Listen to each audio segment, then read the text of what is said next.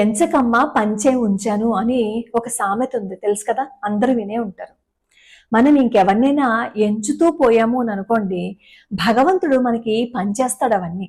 అంటే అర్థం ఏంటంటే, వేలు పెట్టి మనం అందరినీ చూపించి నువ్వు ఇలా చేసావు, నువ్వు ఇలాంటిది అని చెప్పి మనకి తెలిసినా తెలియకపోయినా ఇంకొకరిని నిందిస్తూ ఉన్నాము అని అనుకోండి, ఏదో ఒక రోజున అవన్నీ మనకి తిరిగి వచ్చేస్తాయి, మన పీకకి చుట్టేసుకుంటాయి.